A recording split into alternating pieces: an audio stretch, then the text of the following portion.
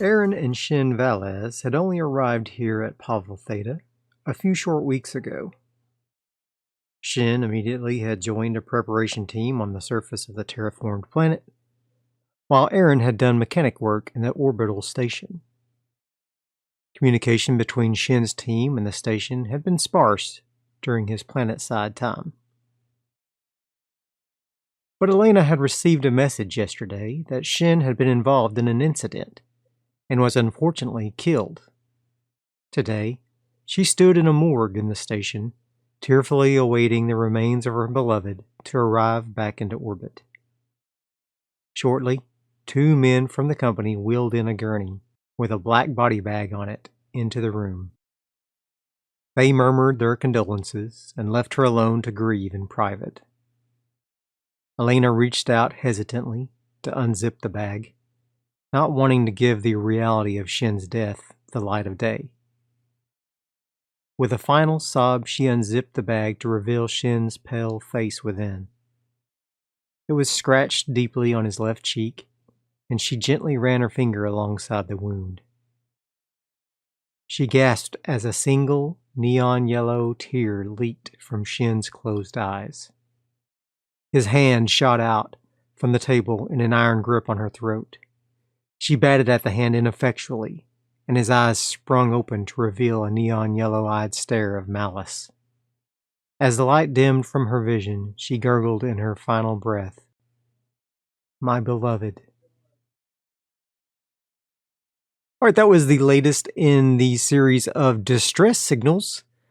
The Oracle prompts that we had for today's story was break, truth, and then infestation is revealed.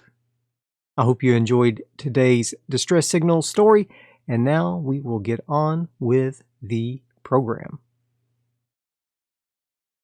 Hello and welcome back to another episode of Mothership. I am DV, your humble GM and player.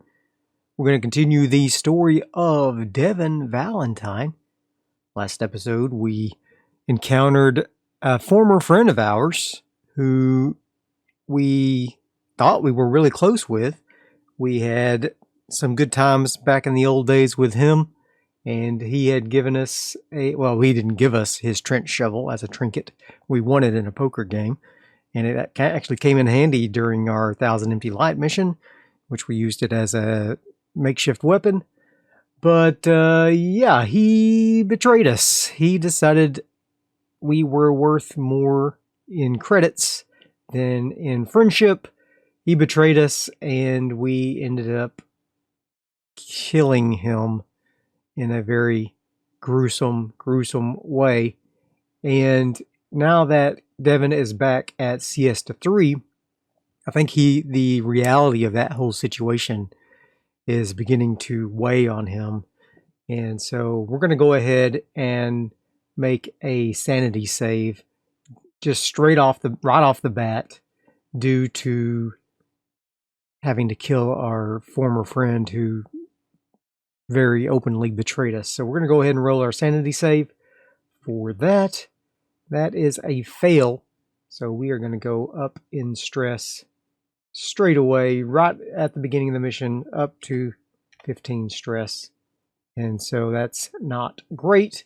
We're going to go ahead and deliver to Vasco our vac suit, both myself and Cade, and he agrees to go ahead and repair that for free for us, since that is part of the bargain that we have going with Nico, that basically we are now members of the crew.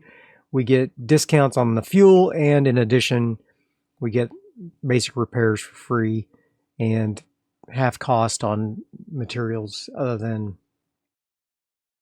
fuel. Even we will still get half cost. So let's go ahead and look at Cade here. I think his stuff needs to be repaired as well. Yes. Let's customize that. AP back up to 3. There we go. For his vac suit. Fantastic. Okay. So what else do we need to do? He's got a flare gun and an SMG. We'll go ahead and reload that SMG for him. Might as well. And let's go ahead and grab some ammo for his SMG. That's going to be up to 3. That we get two ammos. And we will also get a new battery for our laser cutter. So let's go ahead and see what that would run us altogether. So the ammo is 50 credits per, and I got 2, so that's 100 credits. We'll half that, that's 50. And the battery is normally 500. We'll get that at half cost. That'll be 250, so that'll be 300 credits for our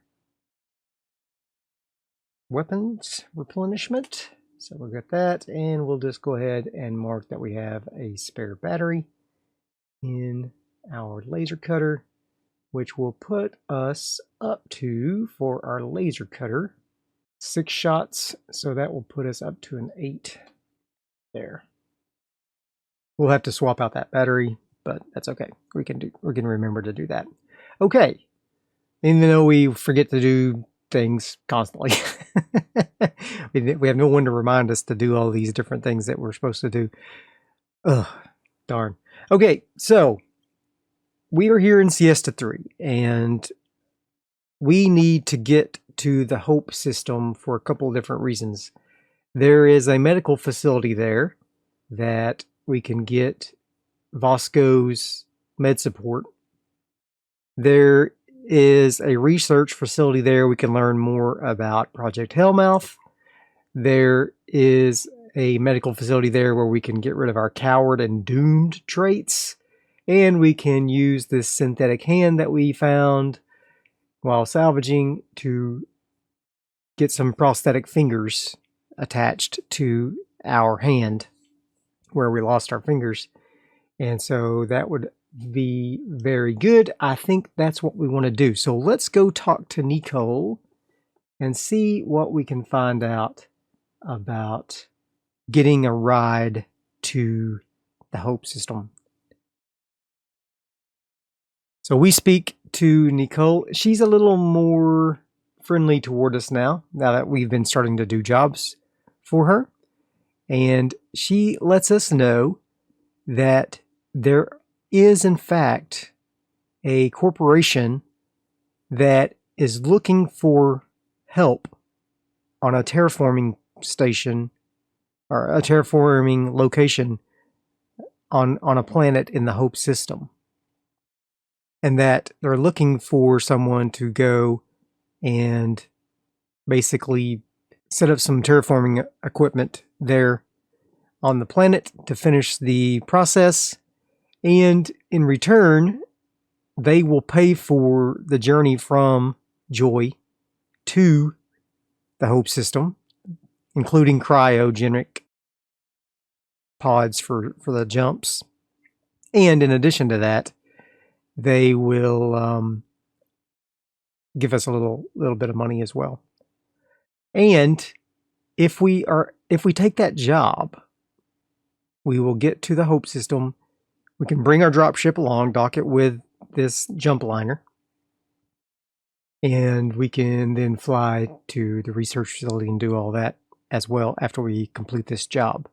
So I think that's probably our best bet. We can really get some work done while we're in there. And since this whole bounty hunter thing came to head, that doesn't mean the bounty hunt will stop on us. And I think it'll be good for us to be out of system for a little while to keep our heads down low, you know? And that will decrease the heat on us if we are not here making noise with all of our achievements, so to speak. And so I think also I'm going to get rid of my trench shovel. The betrayal was too much. The betrayal was too much by Mabas, and we no longer want this trench shovel as a memento. He has betrayed us, and we had to kill him, and it was very stressful. So we're just going to get rid of that. So I think we've got everything we need to go ahead and... So if we make our way to this gateway station here, there's a station here at this jump gate. And this is the location that everybody jumps from system to system. You have to make your way to that location. And it's kind of like a little, it's not like a Stargate or anything. It's just a weak place in time and space that everybody makes to faster than light travel. And so they have built stations around these jump points, and we can go there to that station and meet up with that jump liner that is working for this corporation, and then make our jump. They'll put us in cryo, and then they'll make a jump to the love system, and then shortly thereafter they will jump on over to the hope system. And it will take a little bit of time. The hope system is a twin star system, which is interesting, but it will definitely take a little time for us to make that jump. But in the long run, it will be worth it, I think, for us to start working on all of those initiatives that we have. It's piling up all these initiatives. This will be an opportunity to get a lot of things done. And so let's go ahead and do that. We're gonna hop on. Well, we will. Should we go ahead and rest? I think we're not going to spend shore leave. We're just going to rest. And so the rest will not give us an opportunity to. Well, let's just go ahead. I got a little bit of money from that selling that fuel, so let's go ahead and do shore leave one more time. Okay, so shore leave will be 2d10 times 100. That is 900. 900 credits for the shore leave. That puts me to 14,185. There we go. Fantastic. Now, we have to make a sanity save. And I guess we'll do it for both of us, because old Cade also needs to relieve a bunch of stress. And we'll both heal up all the way as well. So we are going to roll our sanity save. We got a 44 against a 35. So we fail. Then we gain a stress for failing the sanity save, but we relieve all of our stress prior to that, so we're going to be down to 3 stress. That's not too bad.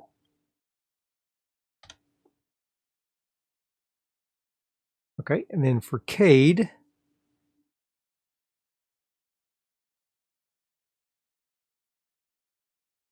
he's going to also make a sanity save.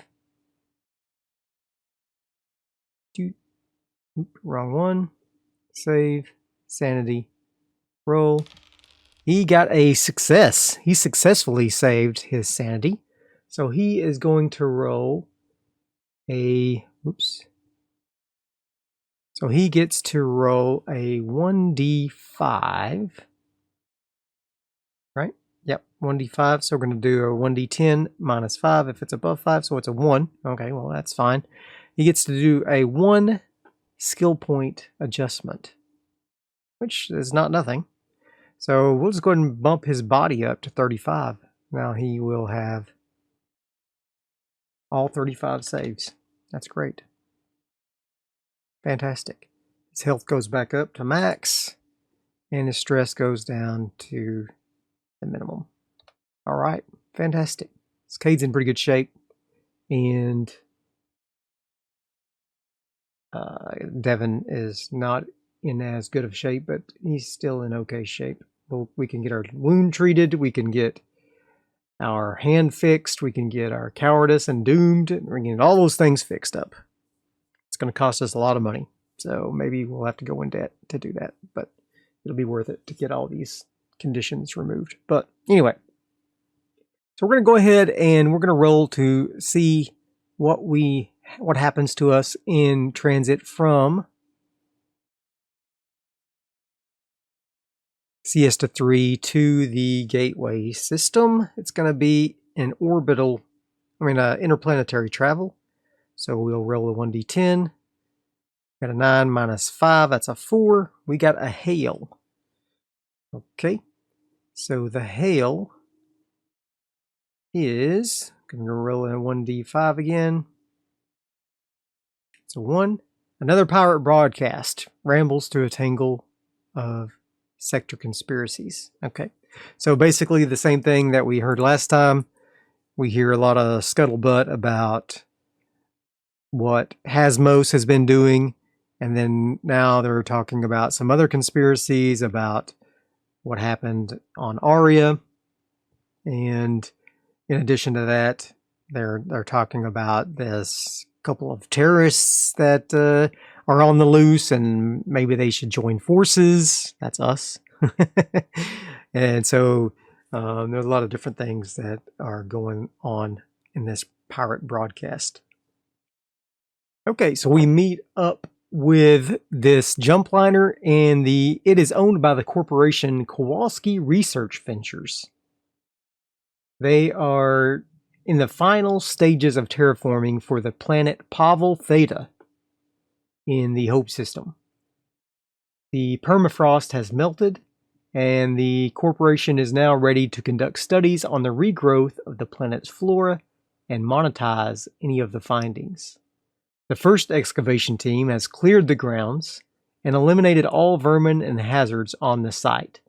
A survey team has been dispatched, that's us, and our job is to set up the base camp ahead of their arrival.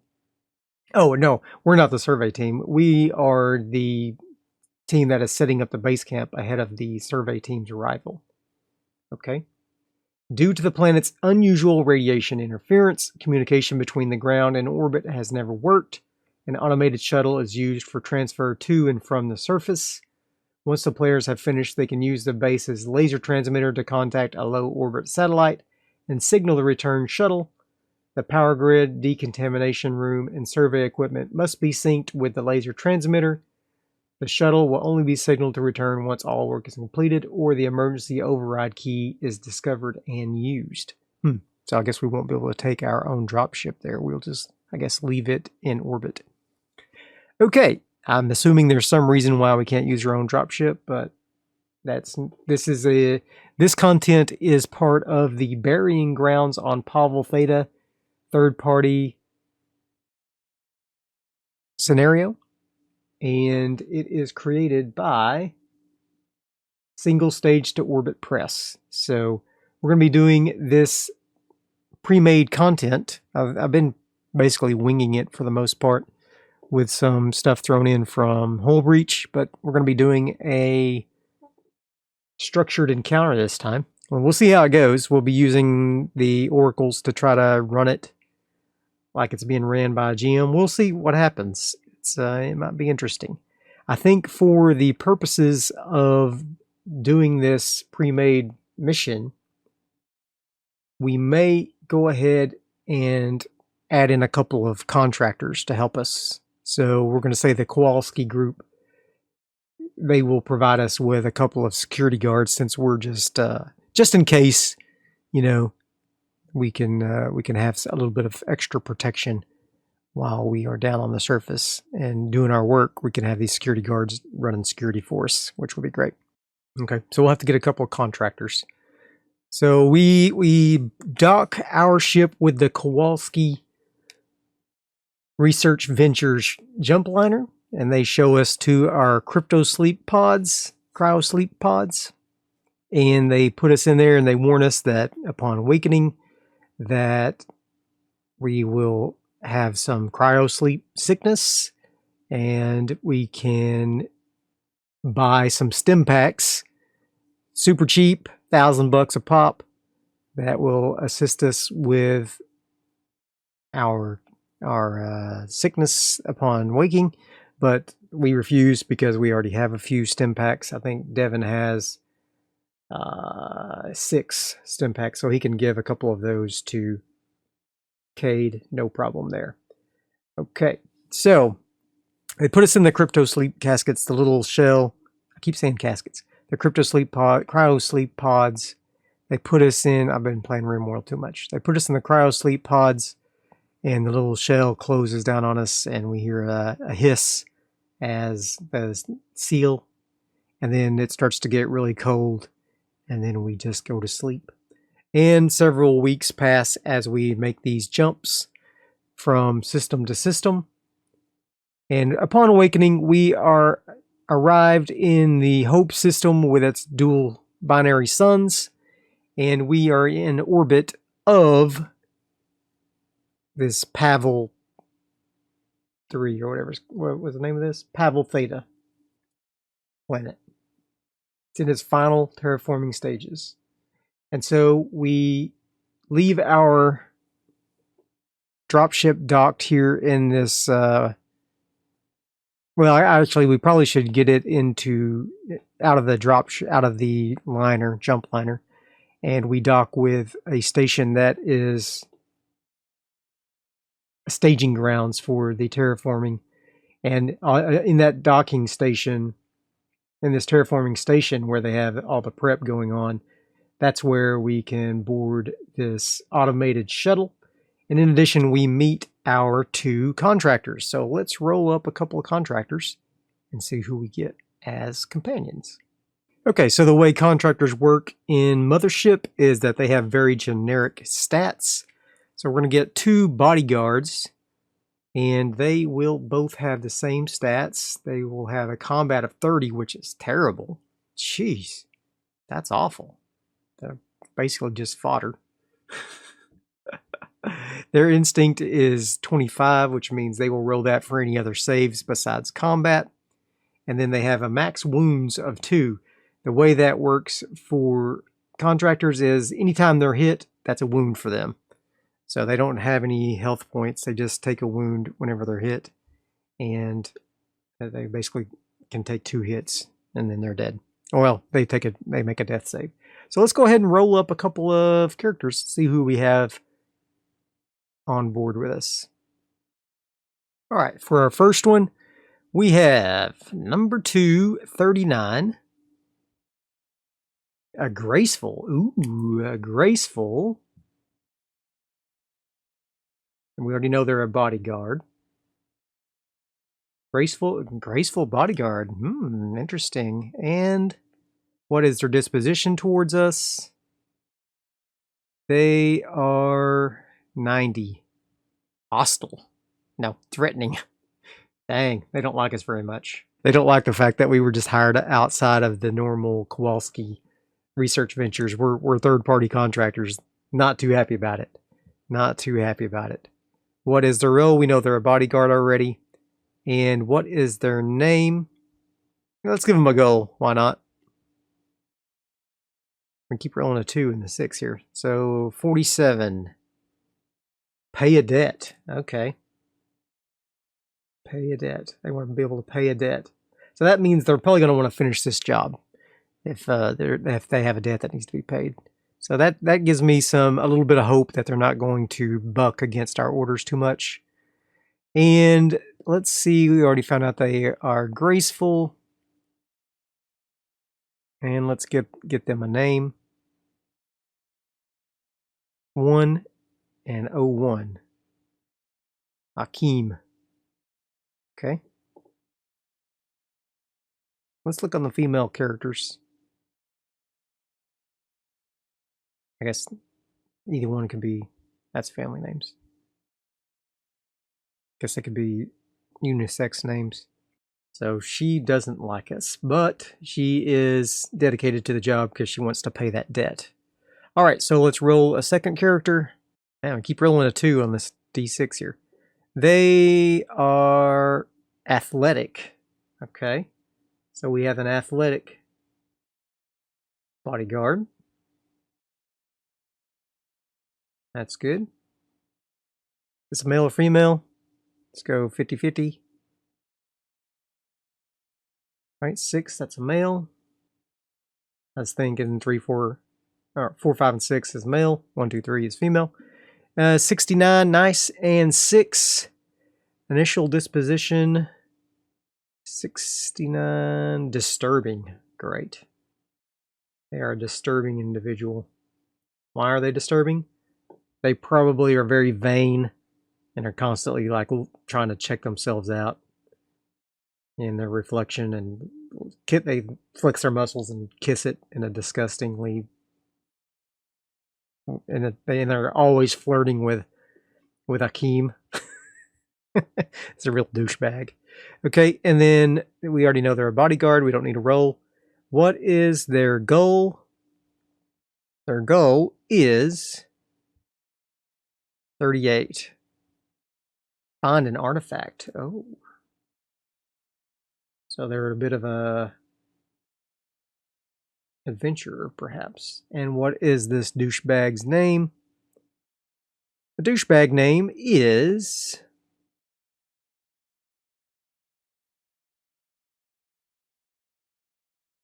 '82 on the 2 table. 82. Rowena. Well, let's swap those names. So the first one will be Rowena, and the second one will be Akeem.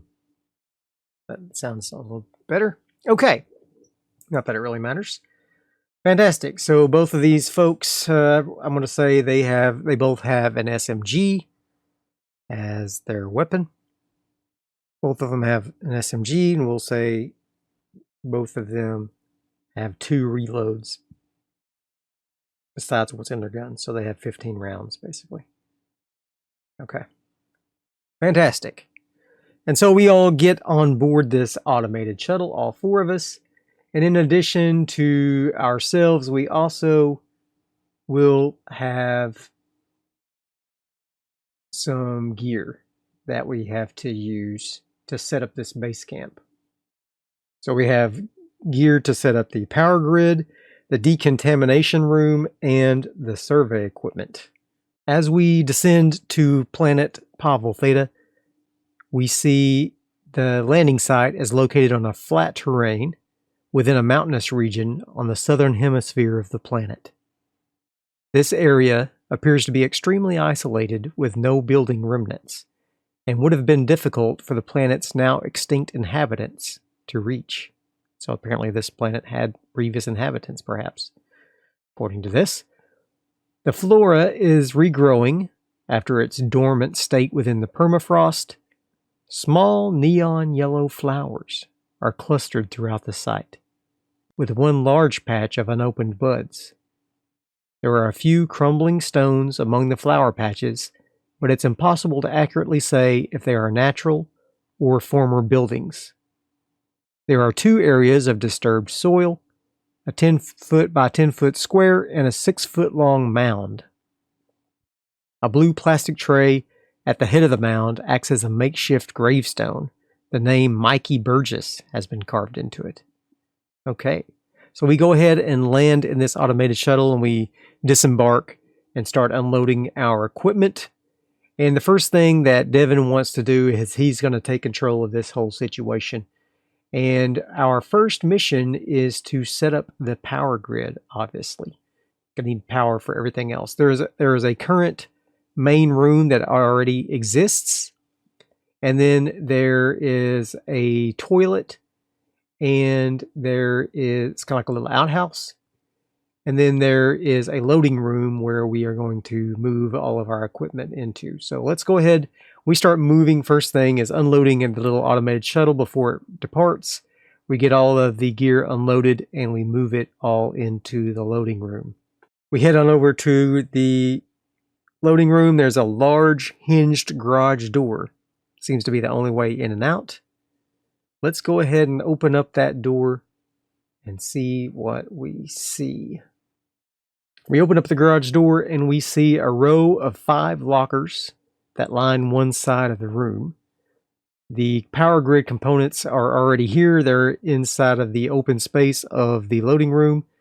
And there appears to be some sort of audio log device on top of the power grid equipment. We'll go ahead and fire up this audio log. I've been down planetside longer than any of these brats. Damn possums didn't hurt no one. I installed the emergency beacon. Still don't think we need it though. Just do your damn job. I'll keep the keycard on me, cause these grunts wouldn't know real work if it spat them in the face. Okay. But who was that? Do we know? Sounds out of breath. We don't see anybody else here, obviously. The team that came here before us, apparently this Mikey guy was killed. He was buried. I don't know If this guy didn't introduce himself, maybe this was Mikey on the audio log, perhaps? We don't know. But let's go ahead and get the power grid equipment out. And we will go ahead and start trying to set that up, I think, is what we should do first, probably. Okay, so we start working on setting up the power grid. It requires 3 participants working together to install the photovoltaic power cells, monitor the voltage, and synchronize the grid tie inverter. Each of these 3 tasks must be completed in tandem to sync the equipment. So each participant rolls a d20 with the aim of rolling a combined total under 25.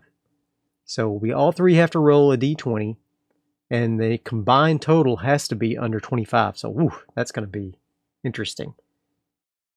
If we have applicable skills, like perhaps Devin's skill of mechanical repair or industrial equipment, then we can raise it up to 35. So we will do that. On failure, the cells will overheat and must cool off for 15 minutes. Okay, and then the player with the highest roll receives an electrical burn. Okay. So, fantastic. Also, something that happens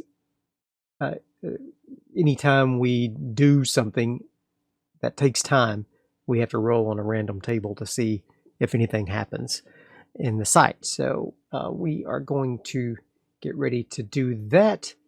And so, we are going to do our rolls. So, first will be Cade. He's going to make his roll. And I'll just roll everybody on this dice roll here. So we need to roll 3 people. So it'll be me, be Devin, Cade, and will it be Akeem or Rowena that helps us? I feel like Akeem's just over there trying to check himself out in the reflection of the lockers or something. And Rowena probably is more likely to try to help us because she wants to get this job done as quickly as possible. So let's go ahead and we'll roll for Rowena first. She has to roll a d20. So she rolls a 4. Good job, Rowena. That's good. Remember, we all have to roll under a 35 in order for this to work. We're going to roll again, and Cade rolls a 4 as well. That's 8. We're well under the 35. Now it's time for Devin.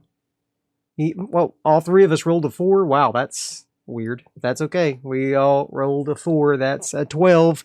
That is under the 35. So we all work together and set up these photo power cells, and we monitor the grid tie inverter and the voltage and get it all synchronized, and we're able to finally get it all set up.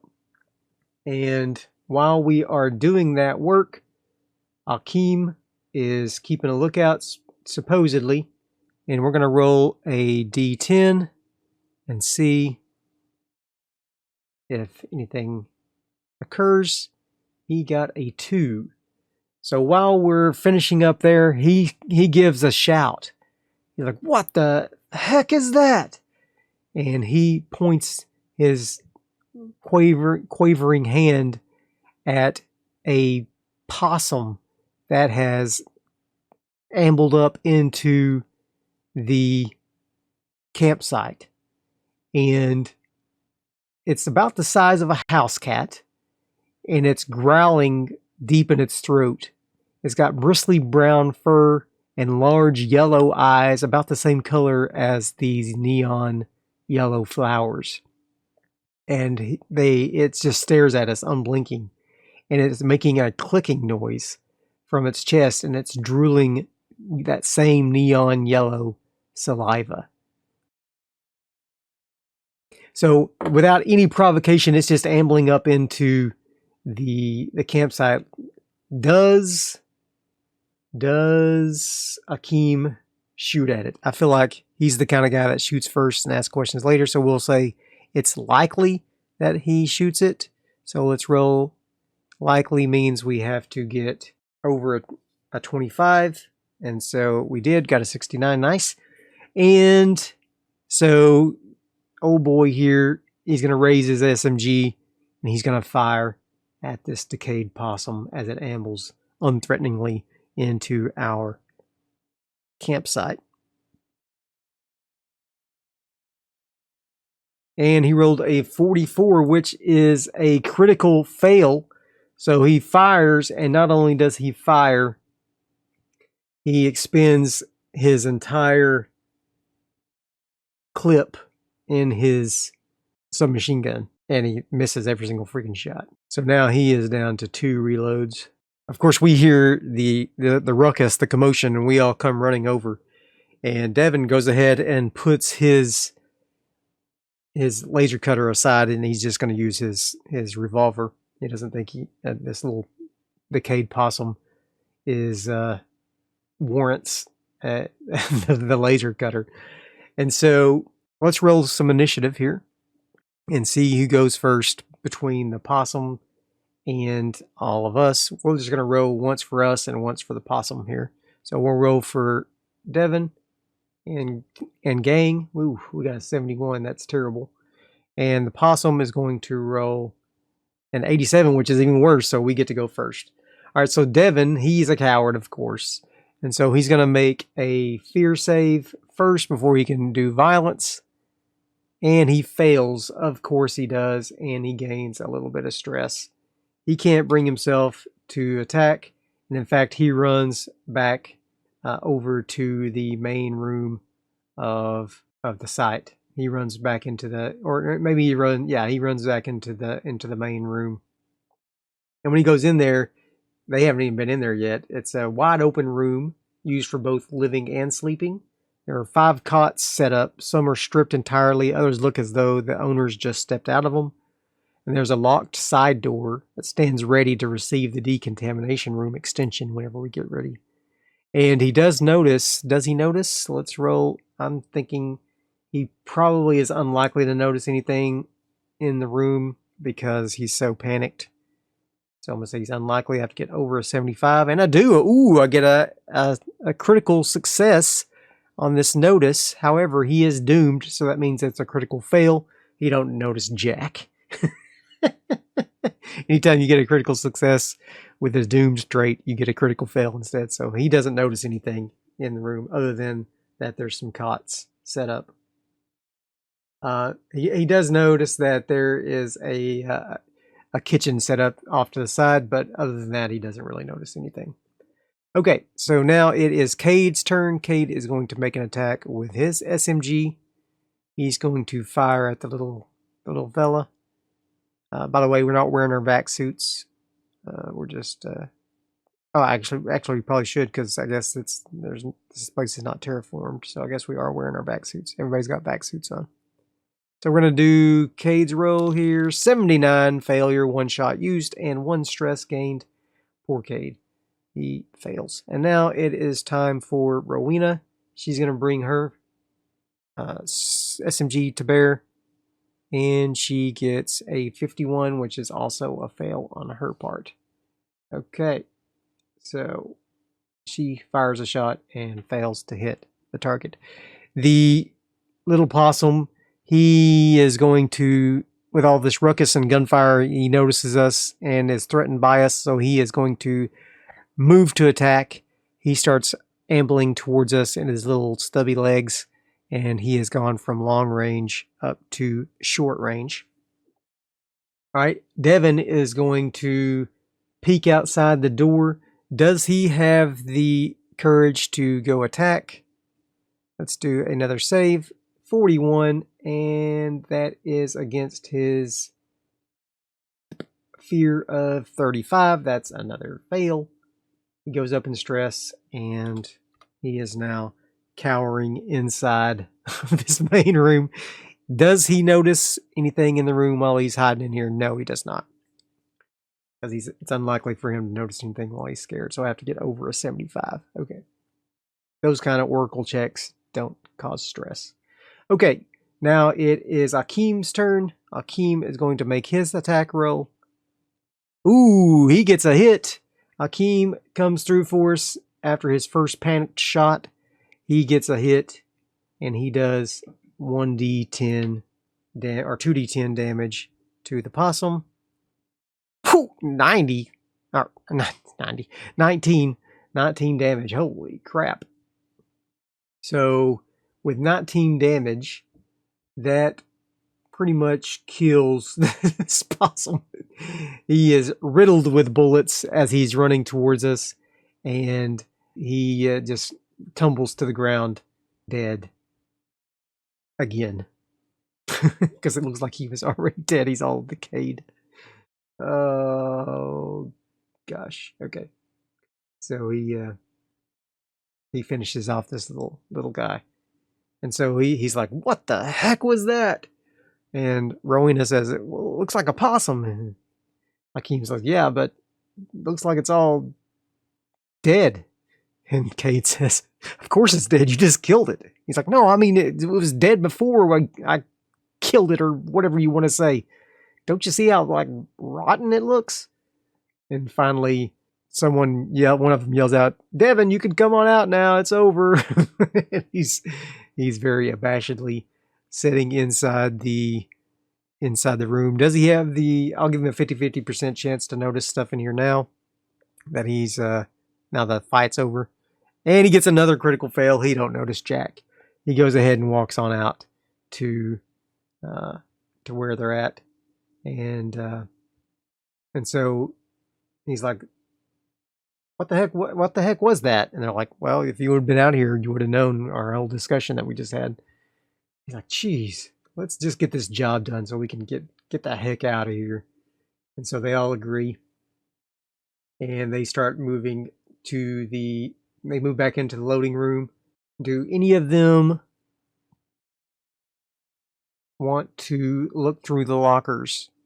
I'm going to say probably unlikely. Most people don't want to just rifle through other people's belongings. So, no. None of them want to look through the lockers. Okay. That's fine. All right. And so they head on over to the loading room and they grab the decontamination room frame and they bring it over to where the connection to the main room is. And so they start getting it all set up, and the decontamination room frame requires 3 successful strength checks to completely build and seal the room. And that's going to be it for this episode. I hope you have enjoyed it. We will continue the burying grounds of Pavel Theta in the next episode, part 2. And I will hope to see you guys next time. Bye.